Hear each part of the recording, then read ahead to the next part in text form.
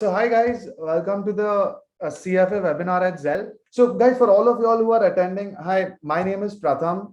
I'm the co-founder and CEO of Zell. We at Zell have had over a few thousand students who have studied CFA with us across the country from Bombay, Delhi, Bangalore, Chennai, Hyderabad, Jaipur, Ahmedabad, Kolkata, so on and so forth.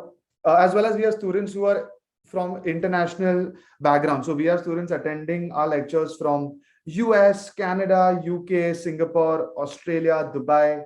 At any point, if y'all are about to make a career decision, don't base it just because 3 years ago somebody had told you do CFA. Don't base it based on just what y'all, just because others around you are doing it, or you feel that it's really late for you to start something, so let me just pick up the easiest option available. If you don't understand what CFA is, if you don't understand what finance is, please use this webinar to get a complete hang of what we are going to be talking about. Ask all the questions that you possibly have. Okay, so before we continue with the details, let me introduce our head of CFA webinars right now, Mr. Aman Singhania. So Aman is of course a chartered accountant plus a CFA charter holder himself. He spent 10 years in CRISIL. I'm guessing most of us would know CRISIL is one of the largest credit rating agency in the world. And a lot of y'all who might aspire to become CFAs, there's a huge chance you will land up at some point in your career in CRISIL. And over the last 6 years, Aman has been the vice president of the Indian National Stock Exchange. And of course, he's been a faculty with Zell. We've had unbelievable responses from our students, of him rather. And before I start saying much more about him, Aman, I will leave this to you. One question that I've often seen is,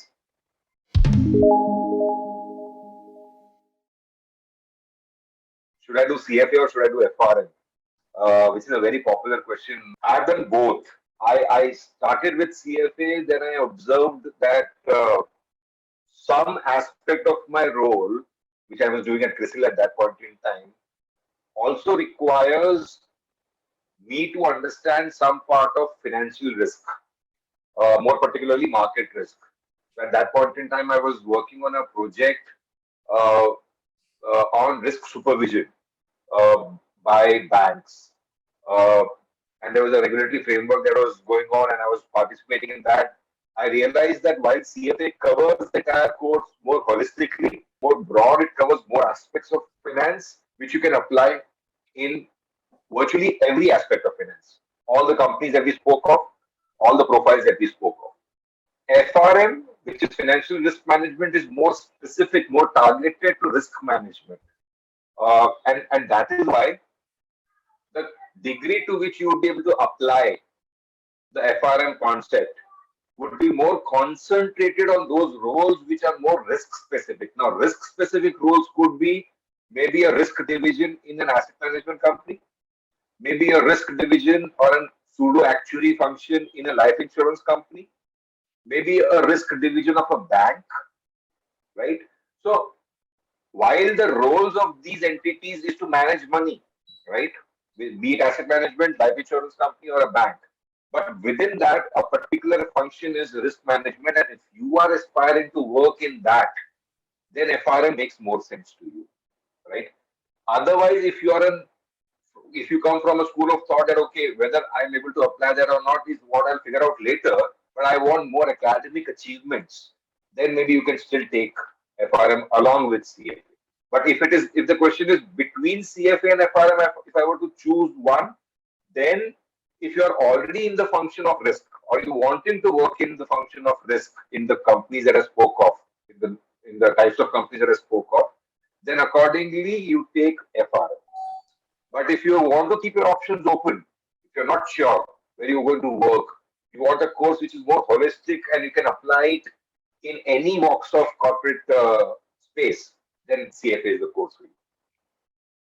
Both, nothing beats that. CFA along with FRM, nothing beats that if you are able to manage that. So we'll just quickly, since you picked up the combination of CFA with FRM, there are a lot of questions on CA plus CFA, ACCA plus CFA, MBA plus CFA. So, and somebody also asked if there's any short course. So I'll just quickly answer that in one sort of answer. And Aman, please bring about your, from the employer's perspective.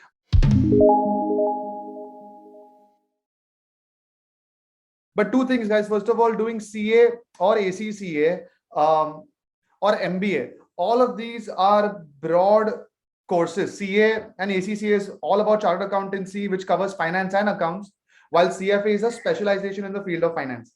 Similarly, MBA is all about business. MBA in finance is specialization in finance, and CFA is a further specialization in finance. So when you are deciding to do multiple degrees, one thing I have for you all is understand the concept. Don't just collect degrees, because people will not hire you just because you have more degrees than the other person. It has to make sense to you, to the employer, based on not only what is your background been, but what are you really good at. So if you have 2 degrees and I have 3, that doesn't mean I'll get hired faster than you. Degrees will only help you in your first job to get through the interview door. The rest of it is on you. So when you're thinking about studying 2 degrees, remember the first one is going to be for your job and for your first job and all of that. But your second degree will be for your growth. So you don't combine 2 degrees in the beginning just to say I have a lot of qualifications, I'll get a higher paying job.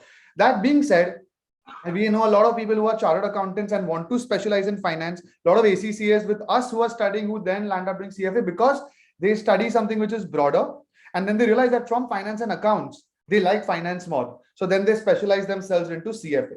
Similarly, MBA with CFA is a superb combination, especially in India. It's a combination of understanding business and finance is unparalleled. The only downside over here is that it takes you a really long time, because you start CFA also towards the end of a graduation, and then of course MBA is after that. So the trade-off is only the time aspect, that should I do CFA and continue working and then worry about MBA, or should I pre-plan everything with my timings? So that's the quick a gist of what else you should study along with CFA. It falls similarly into context of what Aman was talking about with FRM. So that's a little bit about the qualification. So guys, with that, let me just quickly conclude. We have, like I was saying multiple times, we have batches starting. We have faculties like Aman sir who will be coming, and batches are getting full fast. So would request, it doesn't matter where you're from, which city you're from, we'll be able to cater to you all across. To all of y'all, thanks so much for attending. We'll reach out to y'all. Feel free to reach out to us, and see you guys soon then. Bye, Mansur. Thank you. Take care. Bye.